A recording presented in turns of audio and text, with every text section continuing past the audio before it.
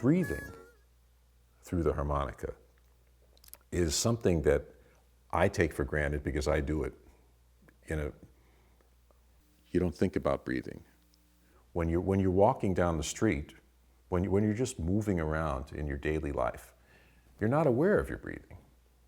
And the difference between an out-breath and an in-breath, one doesn't start and the other stops. It's not like, it's more like a circle. It's kind of like,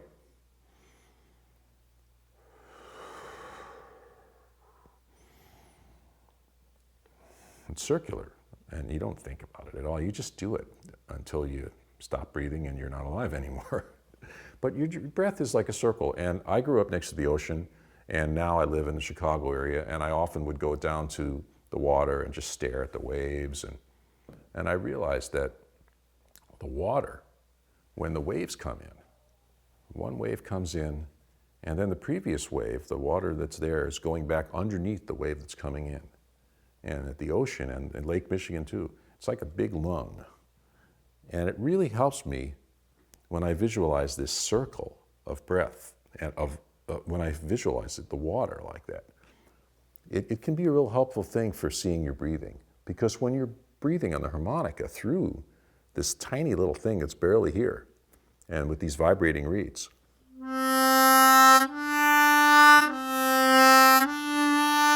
it's not like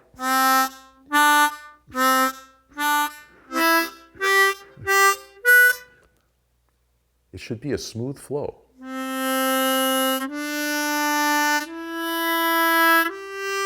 When you watch a violinist, when they play with the bow, the down bow and the up bow, it's very similar to this breathing thing. When the violinist's hand goes down, I don't know if the camera is catching my hand going all the way down, but when the violinist's hand is going down, it doesn't stop and then go back up, because then it would be, the hand goes down and it makes kind of a circle. It's actually like a figure-8 pattern. And there's no, when you hear a violinist play, a really good one, it's this beautiful, smooth thing, and the bow is going back and forth. When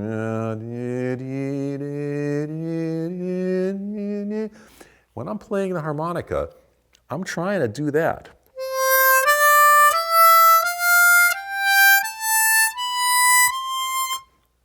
So that's, sometimes people say that I sound like a violin, and Larry Adler, the great classical chromatic harmonica player, often talks about that he was very influenced by violin playing to get his playing to sound what they call in music legato, which means connected and smooth. So when you're playing these scales as a beginning harmonica student, the idea is to get them sounding smooth and just breathing naturally through the instrument.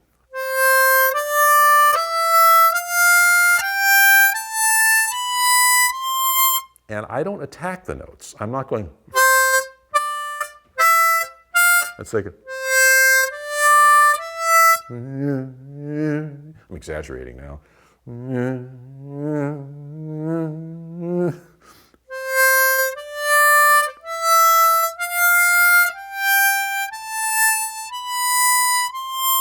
If you want to, you can. That's fine too. But even when I do that, it's smooth. I can play pretty fast.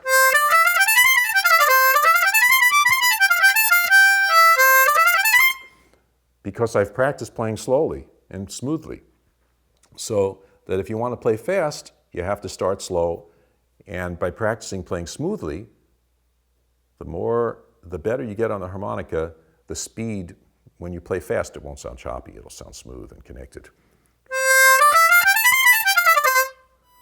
Okay?